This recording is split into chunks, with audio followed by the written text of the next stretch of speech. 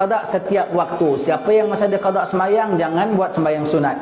Macam mana besar pahala pun sunat. Macam mana besar pun sunat. Lagi besar dosa meninggalkan sembahyang. Kira tetap kira. Kan berat ustaz nak qada, berat lagi soal kubur. Kan payah ustaz, payah lagi seksa oleh malaikat Zabaniyah.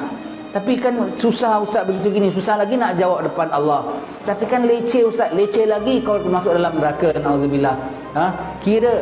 Kira buat setengah buat, baru buat dalam 10 waktu qada, meninggal dunia, mati dalam taubat, kan dalam proses dah kira. Tapi kira kena kira dan buat kena buat serupa daya. Habis sembahyang tarawih macam mana, sembahyang duha macam mana, kita tak bilang awak jangan datang. Waktu duha awak datang, awak sembahyang. Orang usalli sunat duha, awak usalli fardhu zuhri 4 rakatin qada'an lillahi ta'ala. Orang usalli sunat tahiyatul masjid, awak usalli fardhu asri qada'an lillahi ta'ala.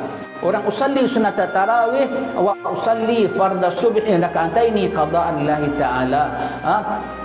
Imam rukuk, kita rukuk. Kalau tarawih tu saja boleh clearkan satu malam 12 sembahyang subuh. 12 sembahyang subuh. Kalau sepanjang Ramadan ada 30 malam, 360. Jadi satu tahun punya subuh awak clear.